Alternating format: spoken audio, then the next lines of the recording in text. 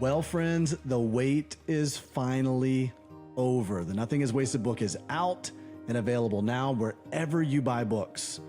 This story is not just Amanda and my story, but it's a part of a bigger story, a story that I promise you, as you read it, it will remind you that in your story, nothing is wasted. Listen, pain is real, life is hard, but my hope is that as you read this story, you'll be able to see the ways in which God is showing up for you, and he's walking you through, sometimes carrying through the valley, no matter what you face, and that he always is with you. I'm so grateful for you being a part of this Nothing is Wasted community and for you being a part of my healing journey. And I can't wait for you to get a copy of Nothing is Wasted, the book. You can go to nothingiswastedbook.com to order your copy now. You can buy it anywhere books are on sale. And you can also pick up an audiobook if you can stand to hear me reading the book to you. I'm so grateful for you, and I'm excited to hear how this book is impacting you in your own personal journey. Nothingiswastedbook.com. Pick it up today and let us know how it's impacting you. Well, hey, everybody. Welcome to the Nothing is Wasted podcast. My name is Aubrey Sampson. I'm one of your hosts, and I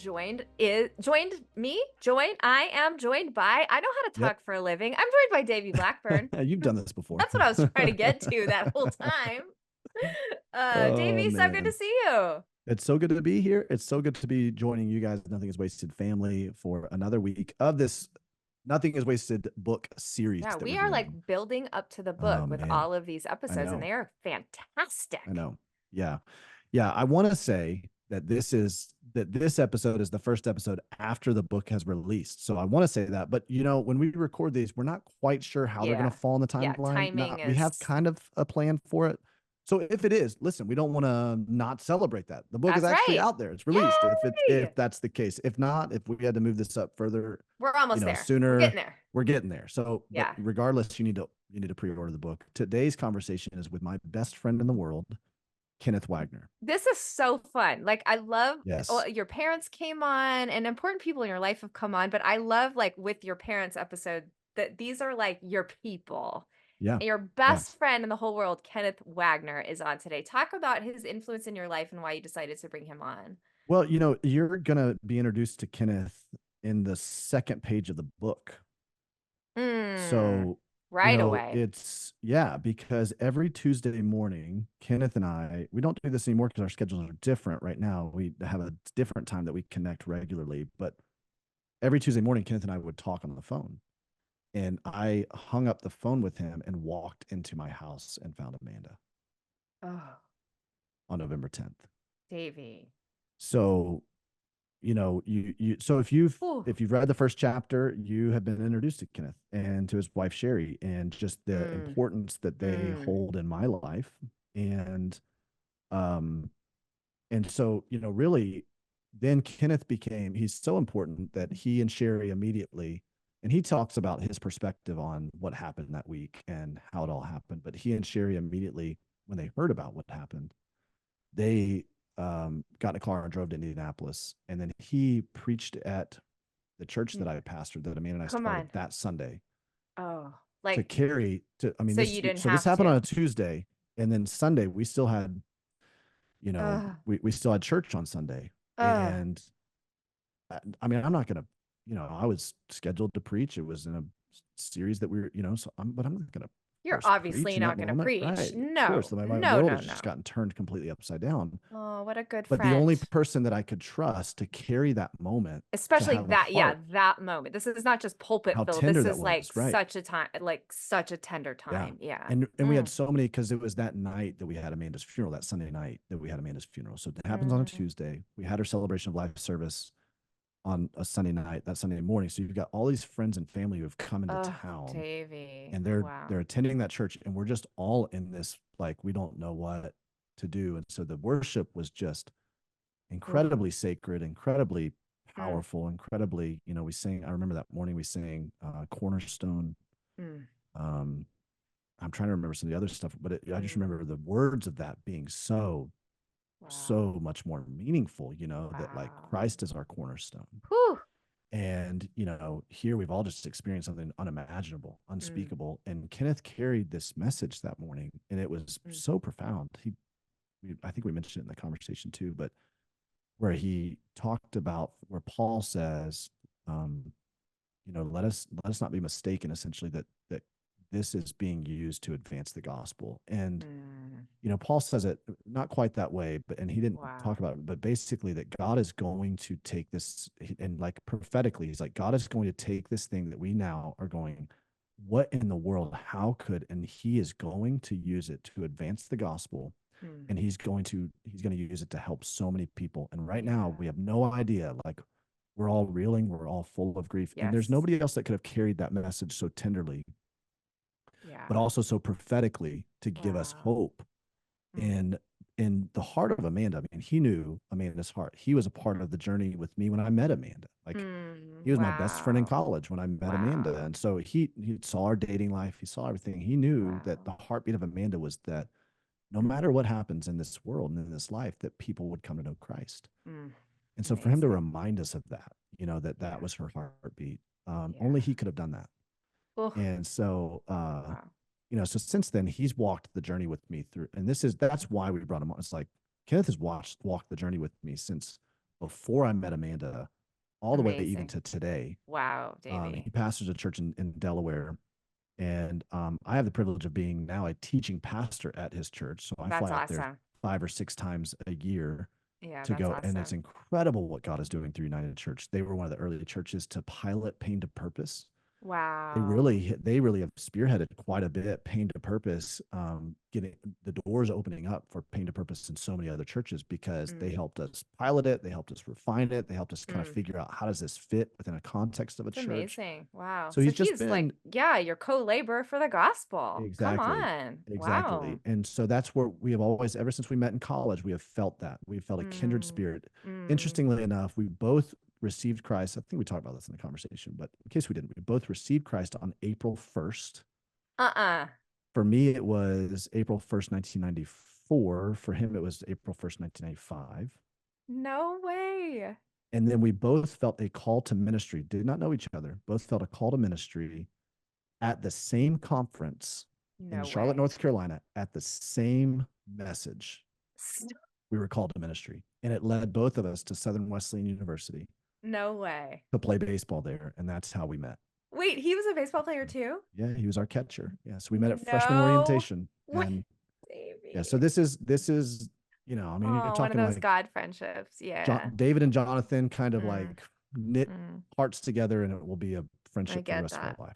Oh, I cannot wait. I cannot wait personally to listen to this conversation. I can't wait for our Nothing is Wasted community to listen to this conversation as well, because I know it's going to be it's going to be real, and it's going to be really, really powerful. So let's go ahead and take a listen to Davey's conversation with his very best friend, Kenneth Wagner.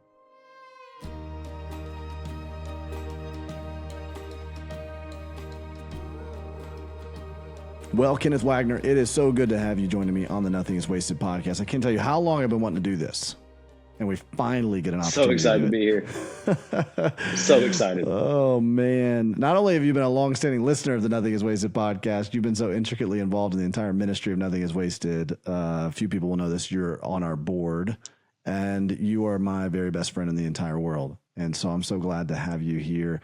We've been in the middle of this series pertaining to Nothing is Wasted, the book, and its launch. And what I'm wanting to do is invite people to the table who were around at that time and who had a different seat and who experienced everything. And so this is just going to be such a special conversation, because you and I go way back in our friendship and our relationship, and you've been a part of all of it, the entire journey. So before we dive into that and we have some conversation around it, tell us a little bit about who you are. Tell us a little bit about like your family, your life, what you do, and we'll just get a little context for Kenneth Wagner before we dive in.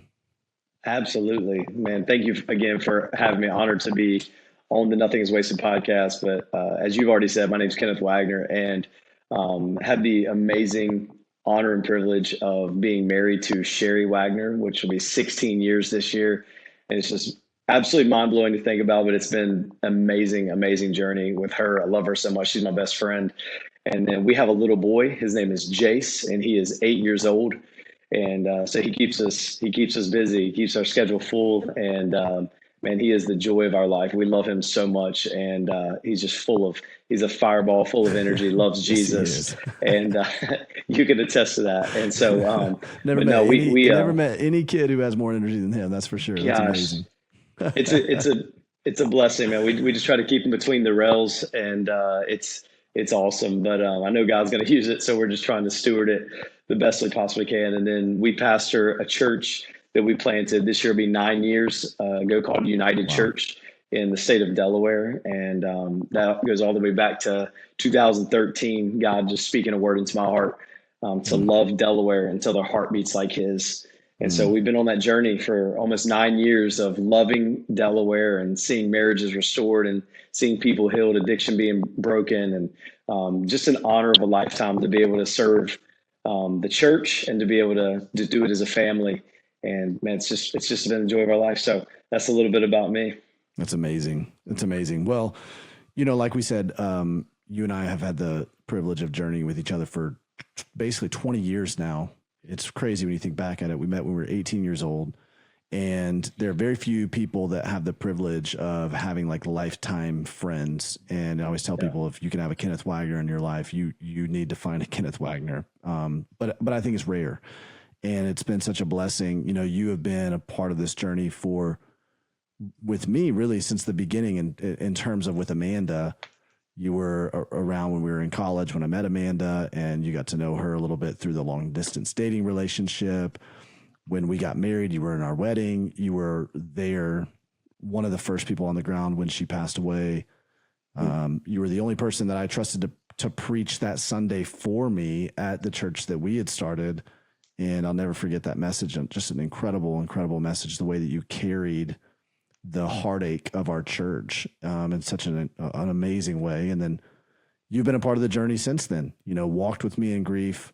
You were there on the ground in Indianapolis early on in Christy and I's dating relationship. I'm going, hey, like, what do you think about her? Like, one of the first people I'm like, if it doesn't pass the Kenneth sniff test, we're not flying. That's not happening. And then, through that, you were in our wedding when Christy and I got married. I mean, we've just journeyed for so long together. And I would love for people to just hear from you in your seat. It's a very unique seat that you've sat in through this journey. And from your seat, how has the wake of Amanda's life and legacy and all of this really impacted you? I mean, I know there's probably a billion things you could share, but I'd love just untangle some of those.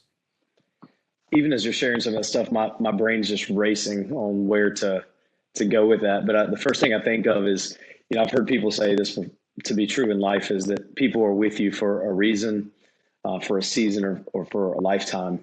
And I can count on less than one hand how many people I feel like have journeyed in my life through multiple seasons, which I would consider essentially our lifetime. Like, this has just been a lifetime friendship that God has blessed us with. And so, man, just super, I reciprocate what you say about being best friends. I love you, man. And so honored to do life with you and to be a part of every season. But I could go all the way back to, college. And I remember the care packages coming in and being, as soon as you would open them up, I mean, you would just get the aroma of Love Spell, the perfume. And even when somebody says that now, or in the rare occasion that I smell it now, like, I'm like, Amanda, like, I just think of Amanda. And I can remember those days. I can remember how it continued to get more serious and leading up to you guys getting married. And I remember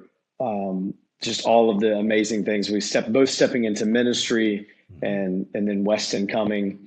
And then I remember where I was sitting when I found out what happened to Amanda. I had been on the phone with you that morning, and somebody reached out to me and said, "Hey, have you heard about Amanda?" And I'm like, well, I'm not sure. I thought I had bad information, and come to find out, I actually had right information, and found out that it was true what had happened to her. And I remember going home. I was sitting at Chick-fil-A, and I was meeting with a friend. I left that lunch. I went straight to my house. I walked in the front door, and I went straight to Sherry, and I said, "Sherry, this is what's happened." And I'll just the look on her face as she just kind of crumbles to the ground, and I walk outside to the side of our house and literally just vomited up my whole lunch. I know it's a lot of information, but that's how viscerally it hit me. Like I was like, there's no way. This is stuff that you see on TV. This is stuff you read about. This is not my best friend and his wife and with their 15-month-old in the house and unborn child. Like this can't be real. And so we started packing clothes. And I told Sherry, I said, I refuse to pack funeral clothes.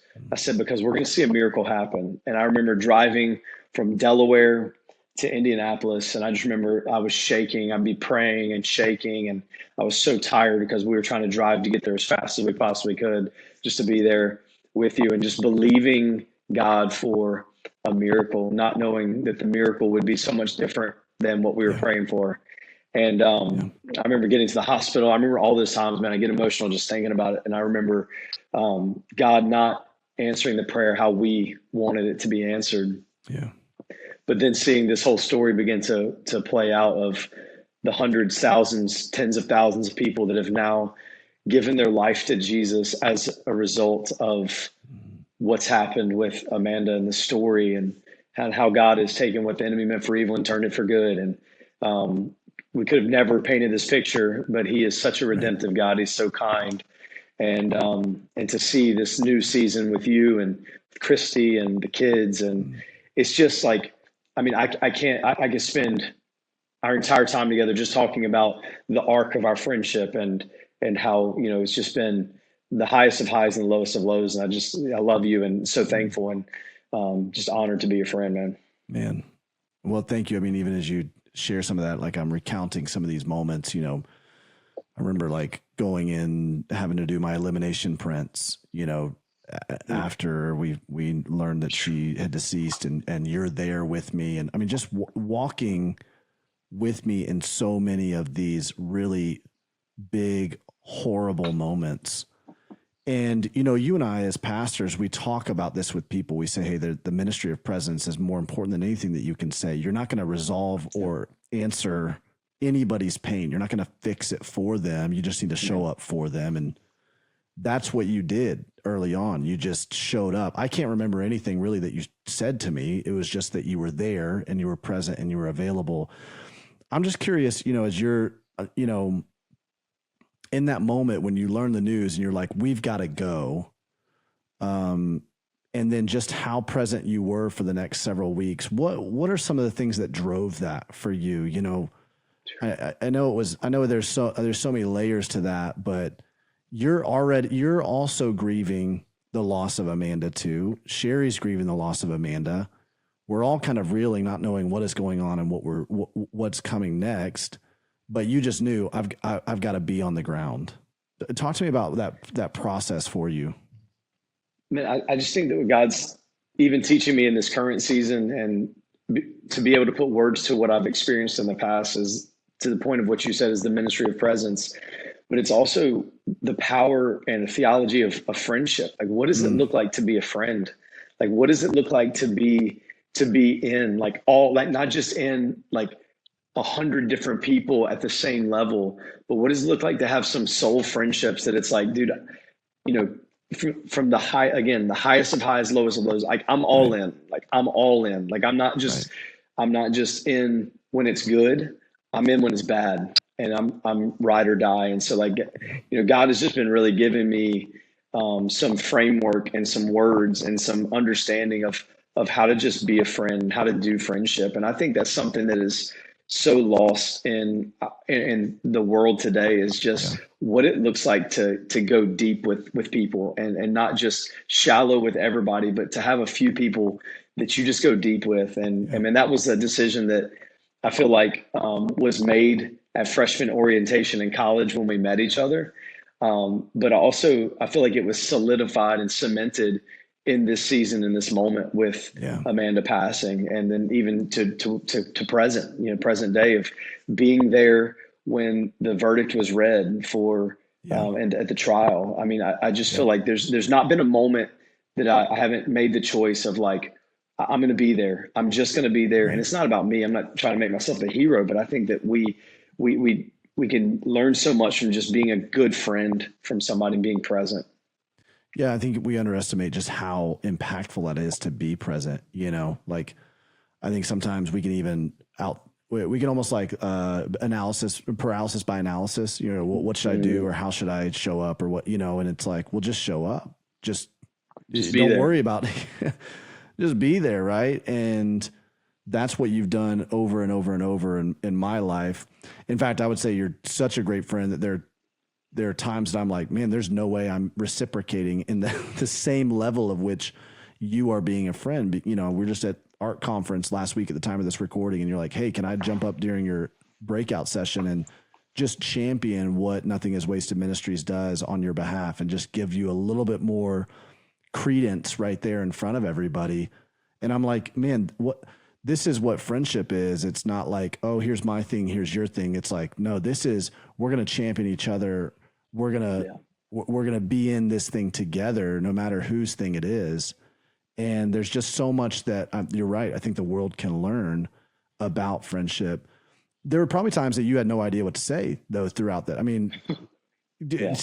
I would say majority of that first week, I'm not sure that you and I said more than, I mean, collectively there was a lot of words said, but you know, at any given time, it's just sitting there, sitting at your grandparents' house, just being there. I don't know. I didn't even know at that time if it was adding any value. I didn't know that. I didn't know if I was doing the right thing. Should I just go back home? I mean, we were in the 6th or 7th week of our church plant. I mean, you don't leave your church plant when you're like 6 weeks, 7 weeks in. But I'm like, you know, we would go back to where we were staying, and I'm like, Sherry, are we doing the right? I mean, I feel like I'm supposed to be here. I don't know if I'm adding any value at all. Not even saying anything that's probably helpful, but just trying to be there.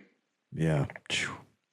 You know, we've all learned so much about God. I mean, our entire journeys, right, is just a journey of sanctification where we're learning more and more the character and the nature of God. Suffering tends to teach us that more than anything. And so I'm sure, especially in the unique seat that you've sat in my own story, as you've watched and observed and been a part of it and experienced your own grief through it, God's taught you a whole lot. And I'm sure that it's also set you up for some of your own seasons of suffering we can talk about in just a second. But what do you feel like that God has been showing you about who he is in the midst of Amanda's story, the wake of all of it? What are some of those things? I reflect on just the type of person that Amanda was. And, you know, would she, knowing what we know now and seeing the life change that we've seen now, man, would she change the outcome? You know, I remember that message I preached this Sunday. Yeah. Is it possible that what has happened to me has served to advance the gospel? Right. You know, Paul was writing that, but I think Amanda lived that. Yeah.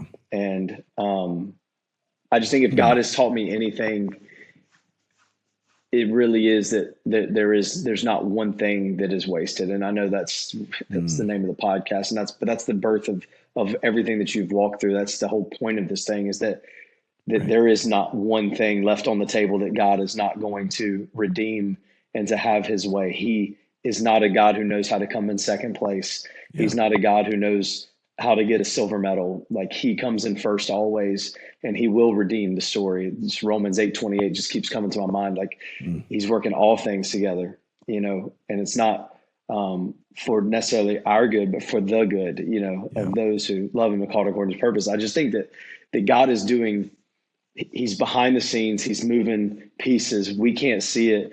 And I think that this, if anything, it's taught me that, like, hey, ultimately he is going to get the glory. He will get the glory. And that's something that I've learned through this season. It's so good. I think that just, you know, when you say that, like, if Amanda were to have the opportunity to go back and change all of this, would she? And you and I both knew her so well, and that we knew her heart was really that Jesus be put on display in her life, that Jesus be the preeminent person that anybody experiences when they experience her. And, you know, it's really difficult to reconcile But I truly believe, knowing her heart, that she would, if she were to have a conversation with us right now, she would say, I wouldn't change anything that had happened. Yeah. And in this world, it's so hard to even fathom that, right? When we have such a limited view of this world, of our life, of eternity, we can't really totally conceptualize it. We're so tethered to this world and the trappings that it has, that it has us bound in. Yeah. I mean, it's just, so we have such an acute perspective. But I really believe that after all of this, right, every tear has been wiped away. Every pain that she's ever experienced is completely restored. Everything, she's able to look back on it. And I think this is true of all of our suffering, as difficult as it is to say, that we could look back and go, you know what, it was worth it for what we have experienced with God. I mean, Paul says that, right? He says, like, I count all of this as loss for the sake of Christ. Like, this is not something that, experiencing everything that I've experienced, the sufferings I've gone through, is totally worth it for what I've gained in Christ. And in the middle of it, you can't see it, right? But looking back on it, you can go, yeah, it absolutely was, Hi, friend. I wanted to share with you one of my favorite resources from Nothing is Wasted. It's the Pain to Purpose 42-Day Devotional. This devotional is a beautiful 42-day journey through life's valleys with biblically based encouragement to help you or someone you love navigate the difficulties of life. Each week, you'll learn from the journey of a major character in Scripture and reflect on how that impacts your own story and whatever you are facing. From Job to David, from Ruth to Jesus himself, you'll see how God has taken the most dire of circumstances and brought healing and redemption from the ashes. This devotional makes a great gift for the person who's walking through a recent loss or trauma, or who carries the wounds from pain in their past. It's something that you can keep on hand to give to someone who is experiencing any kind of pain point, and is a great addition to your daily time with the Lord. For just $25, you can get one for yourself or gift it to a friend. For our Nothing is Wasted podcast listeners, we want to offer you 20% off your entire order with a coupon code PODCAST in all caps. Grab a copy today of the Pain to Purpose 42-Day Devotional at nothingiswasted.com/devo. Be encouraged by it yourself, or encourage someone else in their journey through life's valleys. And I think it's one thing to read that through the narrative of Scripture, but when you walk that out with someone, like when you see Scripture become three-dimensional, it's one of those things where you can't unexperience what you've experienced. And so, like, yes, it is, you read it in Paul's writings, and you know all of these things that, Jesus said, in this world you will have trouble. Yeah. You read all of these things, but take heart, I've overcome the world. Like, when you see it, it's perspective shifting, and it's forever. It changes you forever. And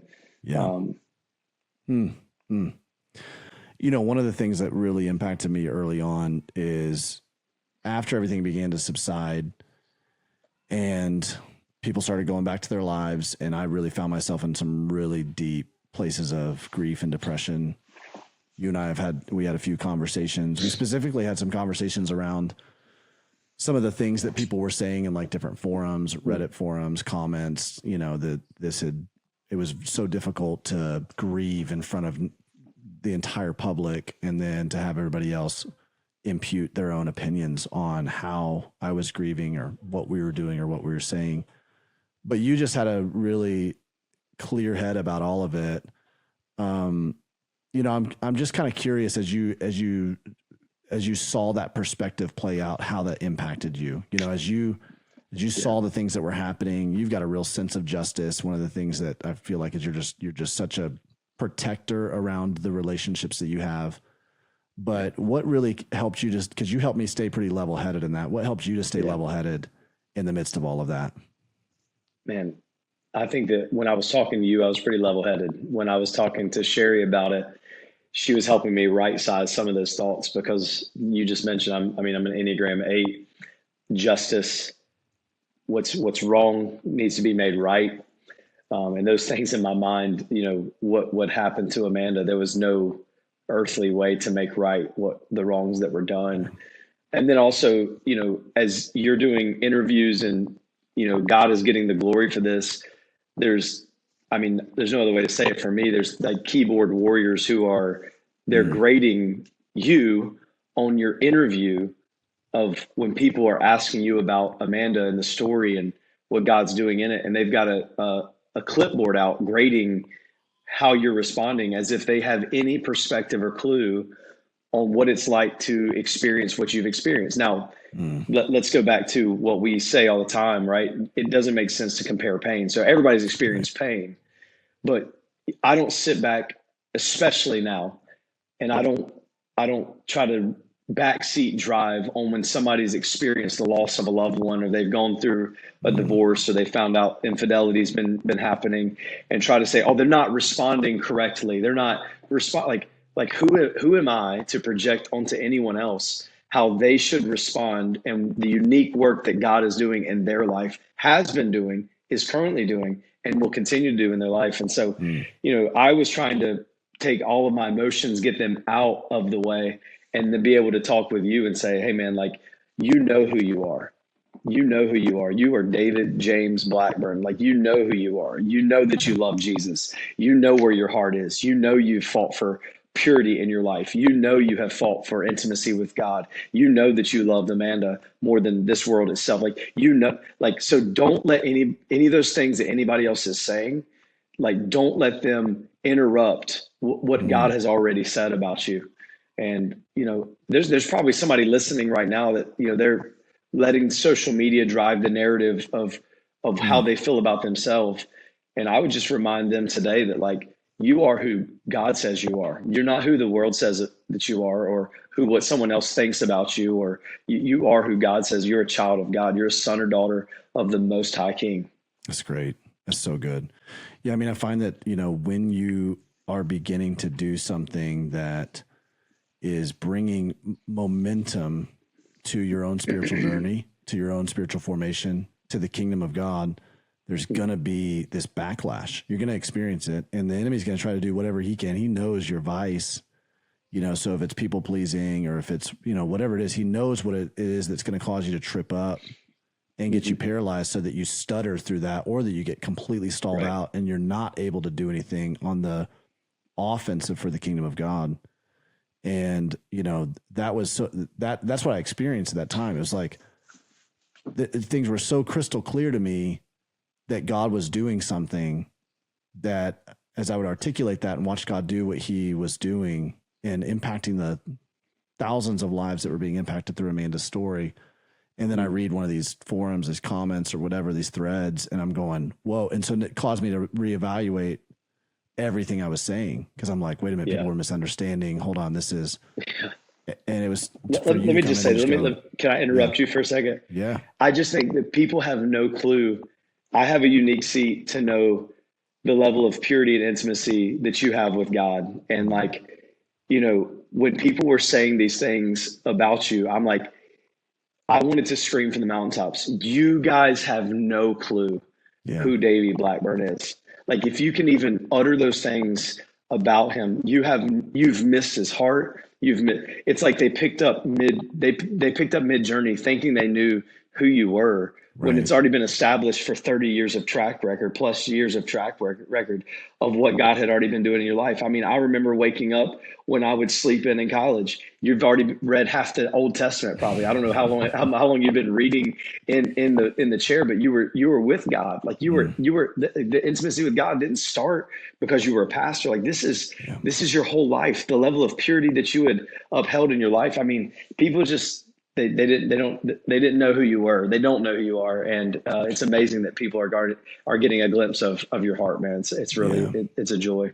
Well, and that's what's hard to, in general, like, with the social media world and how everybody is able to, I mean, we could go case after case after case. You see so many different, we see pastors who are falling, we see pastors who are burning out. And so then you have a lot of people who will go and judge that situation, put it on display, color commentate, if you will, as if it's all of a sudden now, whether Christian or not, we're like a 24-hour news service trying to just drum up clicks for someone else's life experience. Some of the hardest things most horrific things that they've gone through.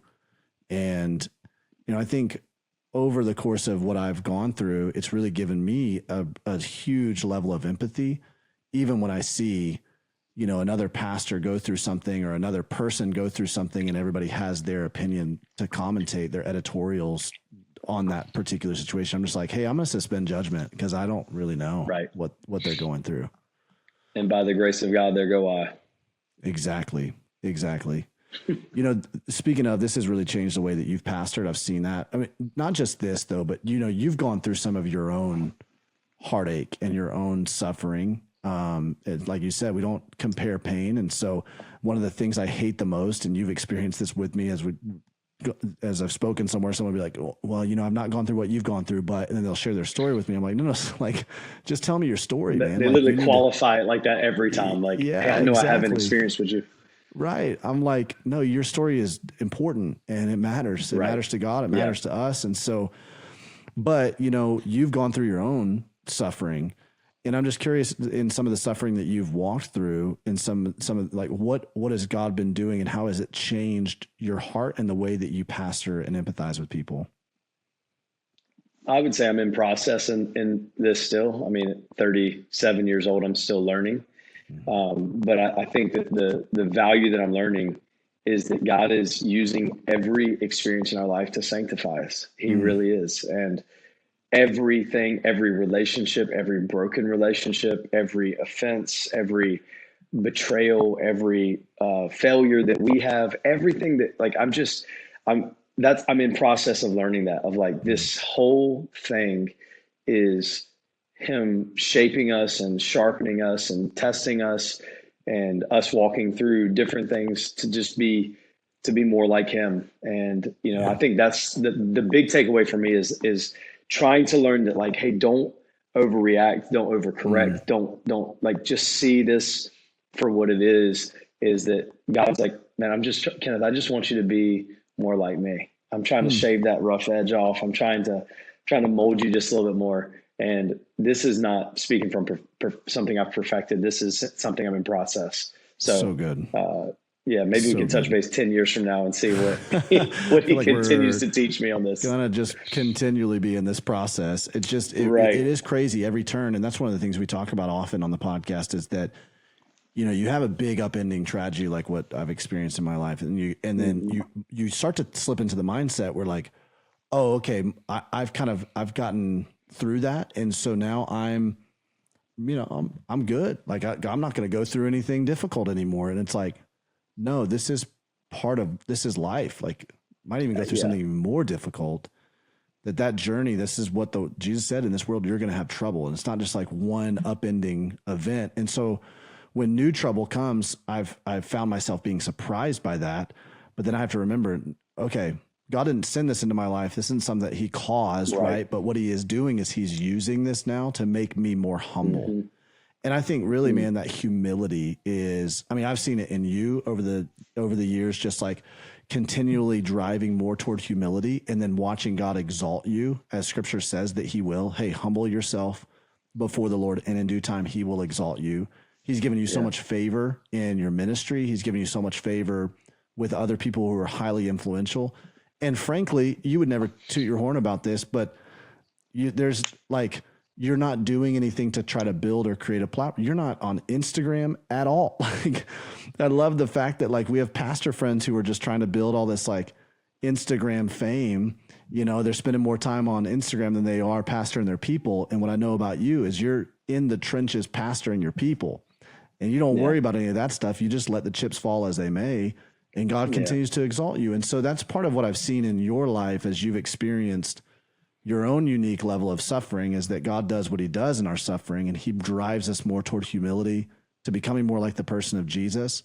And then in that, as we surrender to that, as we step into that process and go, okay, God, I yield to you in this, then He exalts us. That's right. Yeah. No, I appreciate that. So we've experienced a lot of the ripple effect, the wake of all of this in a positive way, in the sense that thousands of people, like you said, coming to know Christ, really experiencing healing.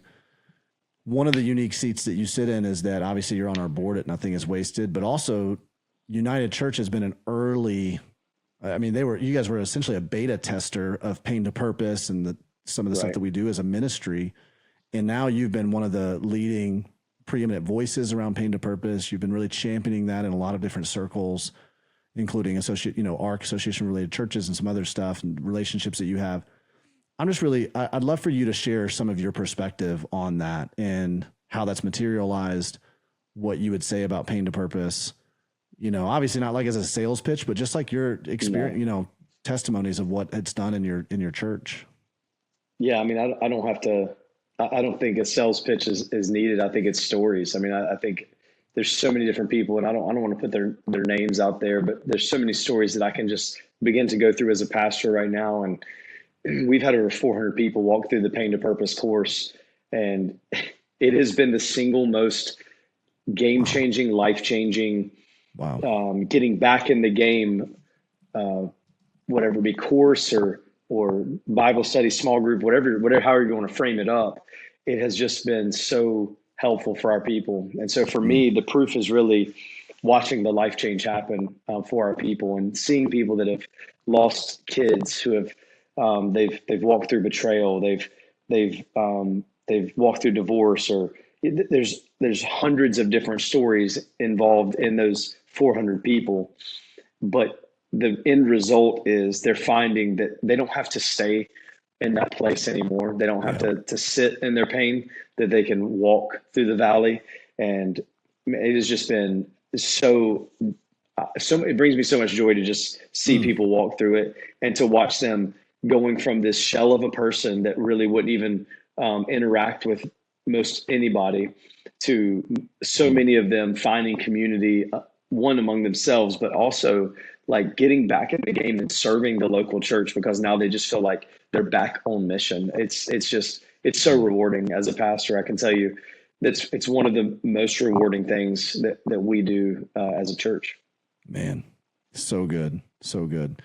The thing about pastoring people and going through your own suffering and helping other people through their suffering is that it can be, quite frankly, exhausting in some seasons, right? Where you just, there are times where you're like, this feels, you want to come out of the gate sprinting in some seasons because things seem to be going well. You're super excited that the Holy Spirit's really quickening your own spirit and, giving you a lot of strength. But then there's seasons where like you're reminded very clearly, this is a marathon. And I'm curious, for you, that's one of the themes that kind of emerges in the book too, is just this idea of walking and running at the pace of God as he's healing you, as he's sustaining you, as he's carrying you into the next season.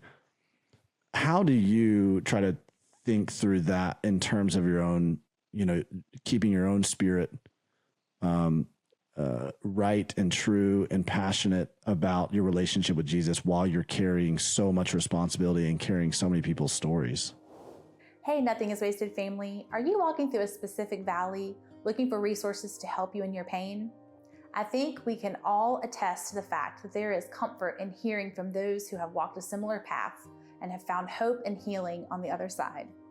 That is why we have created collections of resources called Curated Pathways to help you navigate your specific pain point. With curated pathways on topics like grief, child loss, sexual betrayal, childhood trauma, widowhood, and more, we've compiled the very best resources from Nothing is Wasted all in one place that will speak directly to what you are experiencing right now. Our curated pathways will give you access to everything we've created, from past podcast episodes to bonus content and our masterclasses, live coaching, and everything in between. When you're facing a crisis, loss, or trauma, you don't have the time or energy to search for what could help you heal. You can get a taste of what our curated pathways have to offer by going to nothingiswasted.com/pathways. But if you're ready to go to the next level on your healing journey, you can access the full library of our resources, including the entire curated pathway you're looking for, by becoming a Community Plus member. For just $20 a month or $200 a year, you'll have access to the complete collection of Nothing is Wasted's curated pathways. As a Community Plus member, you'll be able to access a new curated pathway each month as our collection grows. Our team has been working very hard on this to catalog, index, organize, and distribute our library of content in a way that will be most helpful to you. We know what it is like to face pain, and we want to equip you with the tools you need to find hope and healing as you move from pain to purpose. Join Community Plus today at nothingiswasted.com/Community Plus and partner with God to take back your story.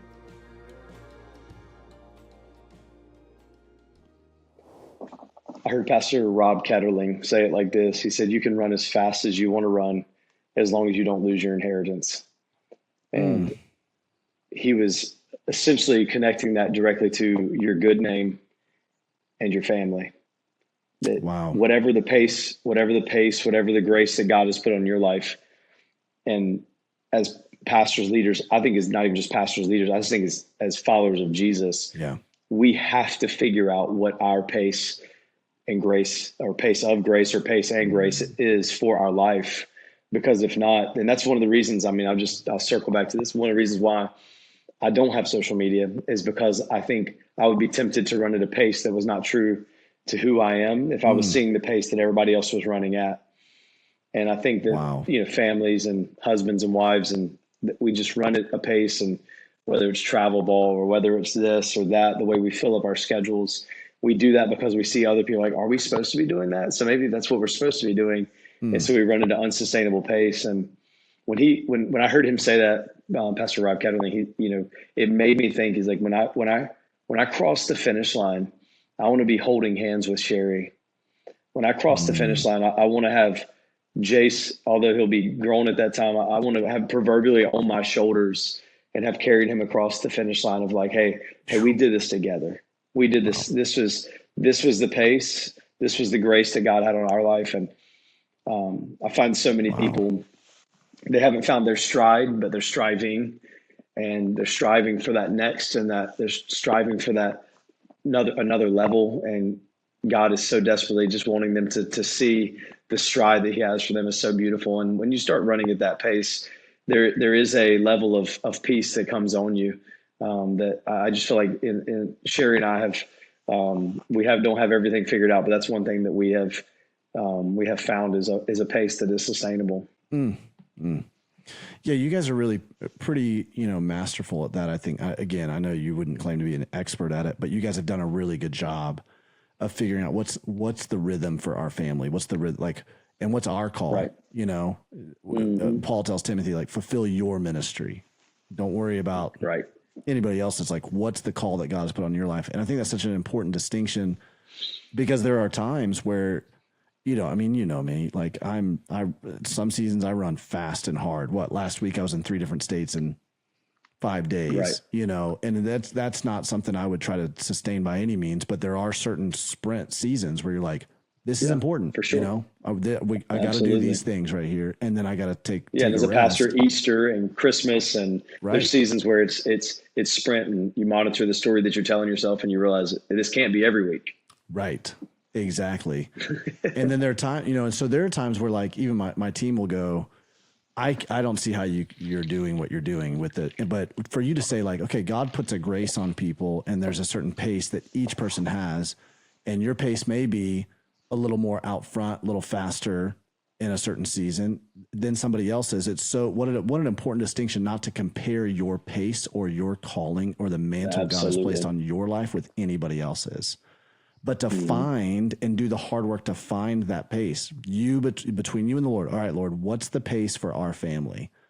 I don't think I've ever heard that. It's kind of an aha moment for me. That's really, really strong, really strong.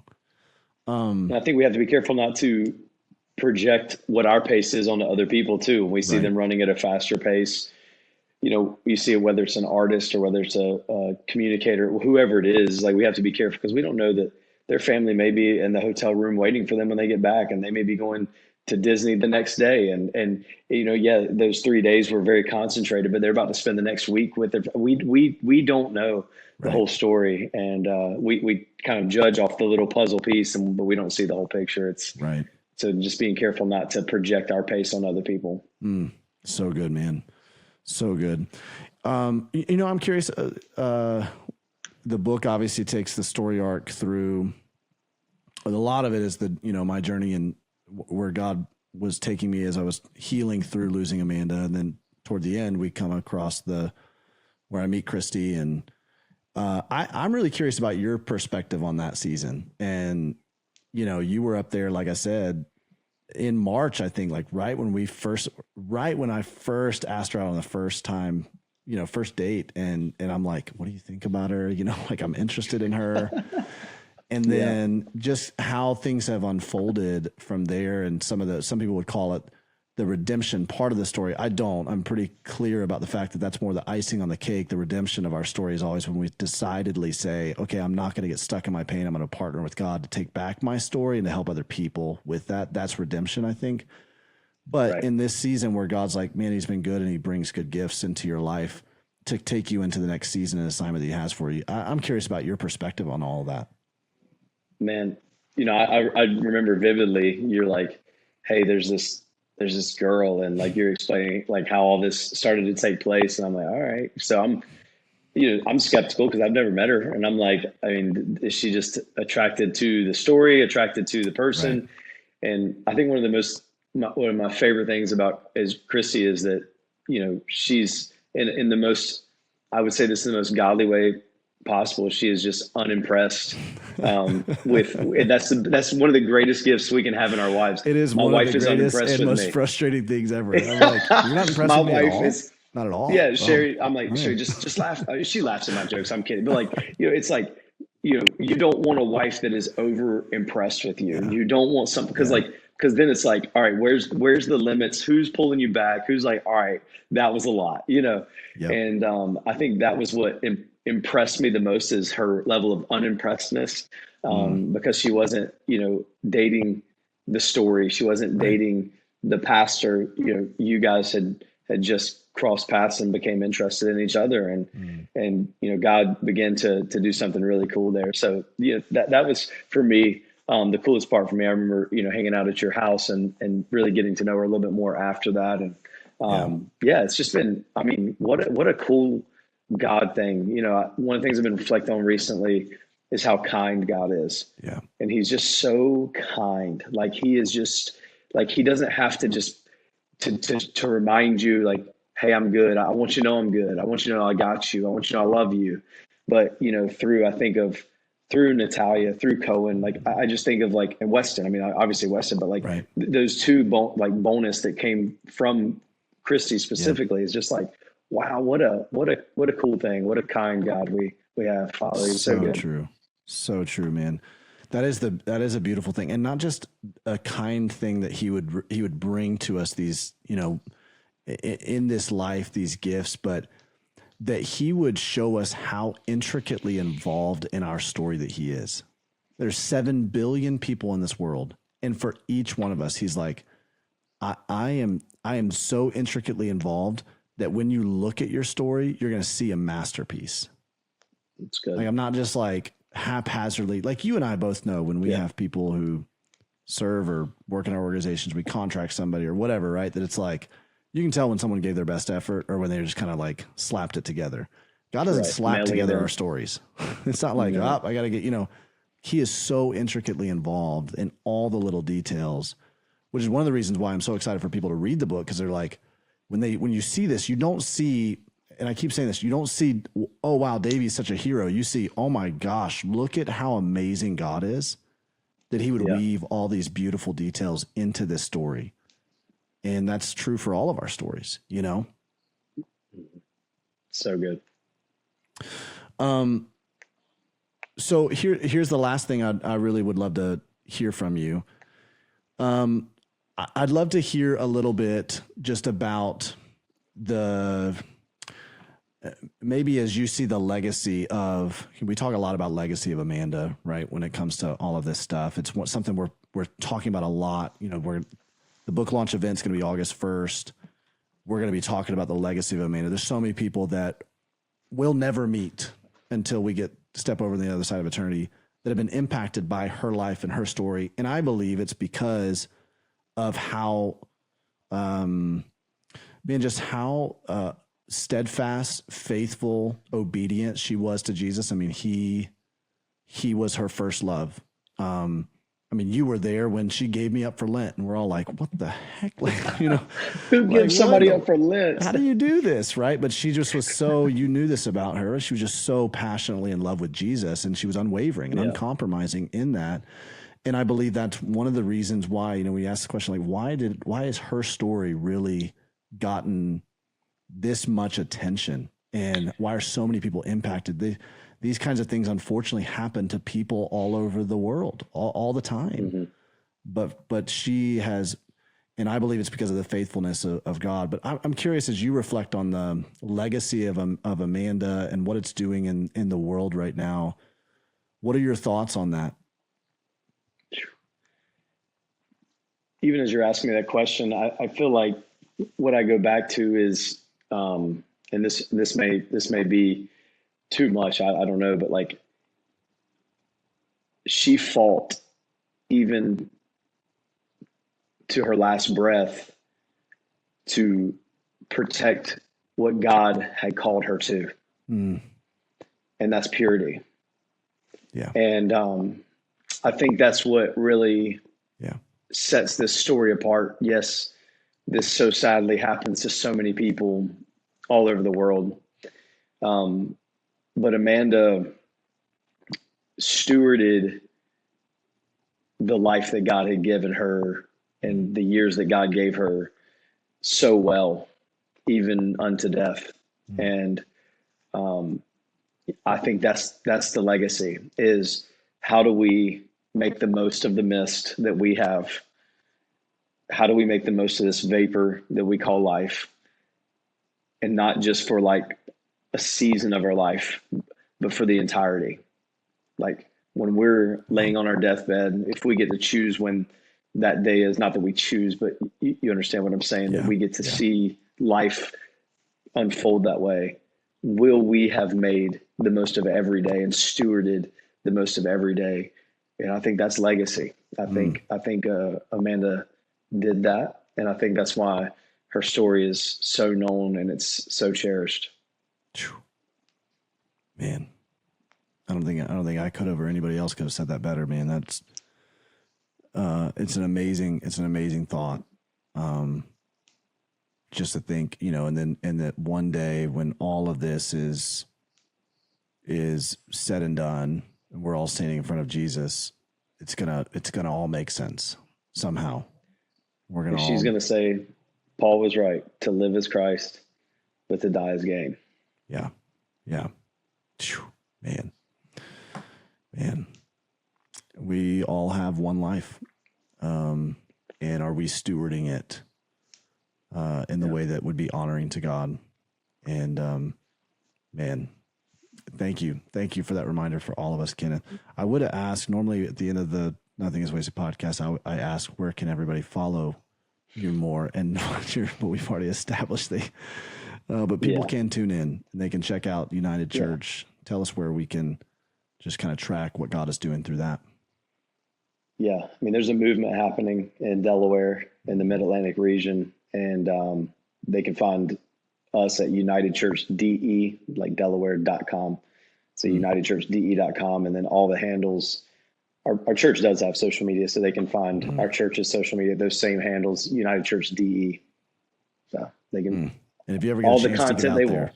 yeah, if you ever get a chance to get out there, you got to get out there, because he's absolutely right. God is doing a movement right now in Delaware and beyond, out of what has happened there, starting first in Dover, moving to Milford, and moving beyond that in the years to come. And so proud of you, man. I love you like crazy. Love you so too, grateful man. for you. I'm grateful for this David and Jonathan kind of relationship that we have. And I hope that everybody has the opportunity to have that in their life. I know it's very, very rare, but I'm so grateful for you. Yeah. Love you, man. Well, Davey, I feel like Kenneth Wagner is now my best friend. So I really, know, that was right? awesome. Thank you for that. Thanks for bringing him on. Thanks Yeah, thanks for absolutely. kind of pulling the curtain back on a really meaningful friendship, and love hearing his perspective on everything. So thanks, Kenneth, to you for being here as Thank you, well. Kenneth. Yeah. Well, if you want to order the book, pick it up You can go to if Now's there's the Amazon, Barnes and time. Noble, nothingiswastedbook.com. You can get this now. We would highly encourage you to do that. It would mean the world to us. In honor of Um, Kenneth, why don't you get a copy for yourself and your best friend, by the way? That's a perfect idea. Thank you. I think that's Thank you. amazing. Thank you. Thank you, Aubrey. Yep. Yeah, while you're doing it, follow us on Instagram at Nothing is Wasted Ministries, at Aubrey. No, that's not right. At Obsamp, That's it. at Davey Blackburn. And we would love to interact with you there. And we would also love to help you with we've got lots of resources at nothingiswasted.com. So to help you on your journey, no matter if it's the Pain to Purpose course, the devotional, lots of master classes. We've got tons of podcast episodes. If you're new on this journey with us, go to nothingiswasted.com and you can find all kinds of resources to help you partner with God to take back your story. Hey friend, if you liked this episode, be sure to like and subscribe so that you can stay in the loop every time Nothing is Wasted releases a piece of content here on this YouTube channel.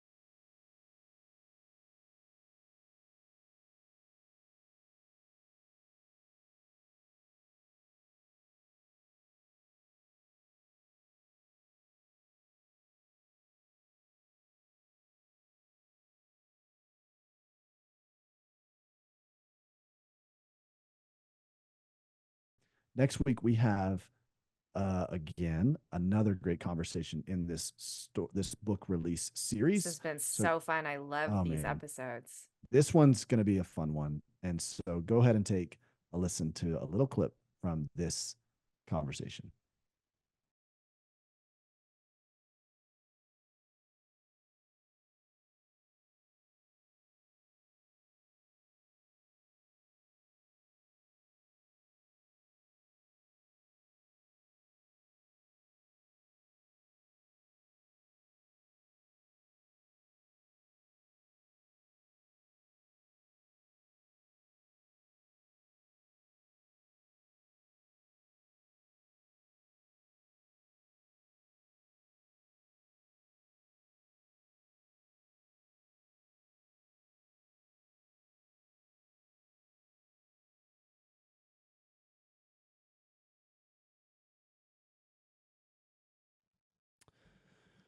Well, Kenneth Wagner, it's so good to have you on the Nothing is Wasted podcast. Man, I can't believe how long I've been wanting to do this, and we finally get a chance to do this. It's about time. Excited to be here. Man, I'm wearing my Love Delaware hat, as you can tell, Come on. in honor of this conversation. Really excited about it. No, the reason I'm excited about this is because you have been a friend, a brother, the best of, for me over the past, gosh, man, how long is it? We're 18 years old, so 20 years that we've known each other. And it's been a wild, crazy ride. I'm so glad that we get to have this conversation right here in the middle of this arc where we're talking about Nothing is Wasted, the book. We're talking about some instrumental roles that you've played in my life and my story and vice versa. You know, the readers are going to read through the book. They're going to notice from the outset, the very beginning, I share a little bit about you and Sherry and how important our relationship has been to me over the past few years. But I wanted to make sure that I had people on that they're going to hear from or hear about in the book. And so now they get to hear straight from you. So tell us before we dive in, just kind of catch people up. Like, who are you? What do you do? Tell us a little bit about your family. Just give us the overarching, who is Kenneth Wagner? Absolutely. So, as you've already introduced me, Kenneth Wagner, and my wife Sherry and I have been married for it'll be 16 years coming up this year. Super Mm, excited to celebrate that. And then we have a little guy. He is 8. His name is Jace, and he's full of energy. He's amazing. Loves Jesus, and so yeah, our family, it's just been an incredible season that we've been in. I feel like wind are in the cells, and God's doing some amazing things here in the incredible state of Delaware. I pastor a church here in Delaware. We planted, it'll be 9 years this year. And it's just wild to see what God is doing in the first state. Come on, the best state, Blue Hen State. It's been amazing to see that. So, but more than all that, man, I mean, not more than all that, but also as a part of all that is just been the journey that you and I have been on as friends. And from the first time we met, just feeling like brothers from another mother. mm, mm. Yeah, I think it's a really interesting story. Tell us your take on the story. You know, how did we meet? What, just so people can kind of know Yeah. where how deep and wide this relationship is, how far back it goes. Yeah, it was, I mean, freshman orientation. I mean, I remember heading to Southern Wesleyan University, which all of the stories of how our life kind of coincides. I mean, both giving our life to Jesus on April 1st, 1 year apart, both feeling called to serve God in the local church at the same conference on the same day, and not even knowing each other. You growing up in Alabama, me Crazy. growing up in North Carolina, and then how all of that kind of culminated to freshman orientation and Southern Wesleyan University. Both of us coming to play baseball there, and just a similar. It's Mm, just, I mean, you can't make up what God has right. done in our friendship. I mean, it's literally it's to me it's indescribable of how deep it is and how Yeah. God ordained all of it is. Yeah. Yeah. I tell people that if you could have like, if you can have one Kenneth Wagner in your life, that kind of level of relationship and friendship that's that long standing, then you are among the most blessed, luckiest people in the world, because there are very few people that have that, especially for that long. Yeah, I mean, you know, you kind of ebb and flow in and out of relationships, in and out of seasons, but to have something as long as we've had, it's just really special, and it's very rare, it feels like. Yeah. I mean, I would say I can count on one hand how many people, you hear the saying, people in your life for a reason, a season, or a lifetime.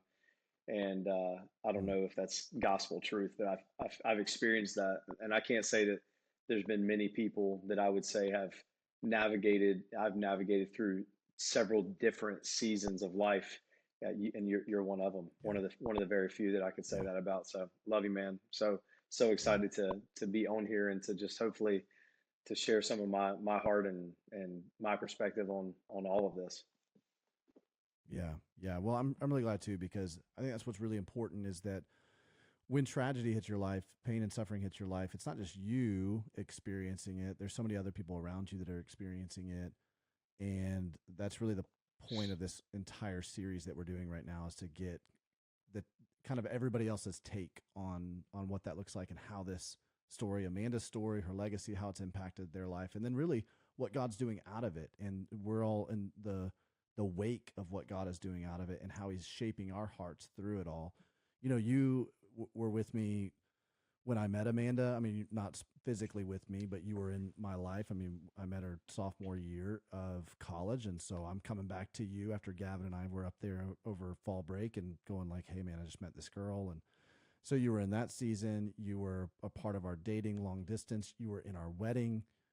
You and Sherry, very much a part of our lives early on. And so we were starting life, family, ministry. And then, you were there when one of the first on the ground, when she passed away, and you were the only person I trusted to carry the mantle that Sunday at our church. You carried it incredibly well. Preached a message that still sticks with me, where Paul talks about how God is taking all of this tragedy in our life and using it to advance the gospel. And Is it possible? is it possible that this I could be remember what? that. And that was just such a profound message. You were there as a brother, going through some of the different things that, I mean, even like going and doing my elimination fingerprints and all kinds of stuff. And then you've been there through when I met at Christy, and you were on the ground. Like when we first started dating, I'm like, Kenneth, what do you think about her? You're like in Indianapolis, meeting her, spending time with her, and so you've been through the whole thing. I think it's an interesting seat you sit in. I really would love to hear some of, whether it's from the beginning or any point in the journey, how has the wake of this really impacted you in your own personal journey? Well, I can just to talk through of like some of the stuff that you just mentioned. I mean, as you're talking through it, some memories are coming to my mind. I just remember you getting packages at Southern Wesleyan, and like you opening them up, and they would have was it Love Spell? I don't even remember what it Yeah, was, but it was they all smelled like some Love some Spell. sort of That's right. like perfume. I That's remember, right. so anytime I even smell Love Spell now, or somebody mentions Love Spell, it takes me back to like Yeah. these packages that Davey would get from Amanda, and journeying through that part, and then journeying into Mm. all of the next seasons, and it getting more serious, and us getting the chance to meet her while we were in college, and then you guys going to New Spring, and then just thinking through that season, and me being student pastor here in Delaware before planting the church, and man, I can just go all the way back to the day I remember where I was sitting. You and I had been on a conversation, and on the phone, you walking into the house, not knowing any of this had taken place. I was sitting in Chick-fil-A here in Delaware, and somebody reaches out to me and says, "Hey, Amanda was shot in a home invasion," and I'm like, "That's last night," and I'm like, "That's impossible." I talked to Davey literally today. I talked to him this morning, and calling you, finding out that that was actually true. The timing that they had told me was off, but I remember driving straight home. I remember walking into my house. I remember telling Sherry, my wife, I remember telling her what had happened. I remember walking outside, literally vomiting up my entire lunch because I was so overwhelmed with emotion. And I said, Sherry, we got to go. We got to go. And so we started packing clothes immediately. We were in like the 6th or 7th week of our church plant at this time.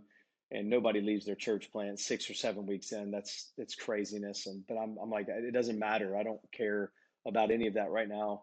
We've got to go. I refuse to pack funeral clothes because I'm like, God's going to heal Amanda. Like, this is going to be a story, a miracle story, that we're going to live to tell for the rest of our lives. And from that day to the day that I'm describing now, and then journeying through, watching how God literally has used Amanda's story to see hundreds, thousands, tens of thousands of people, not only just meet Jesus, but also find freedom from the pain and the trauma and all the things they've walked through this amazing ministry. It's overwhelming. And now to see this amazing season that you're walking in right now, and to see how faithful God is, and with Christy coming into your life, and with you guys, and just the kids, it's just, I mean, overwhelming would be the one word if I was going to describe it, of man, just what God has done. It's just absolutely amazing.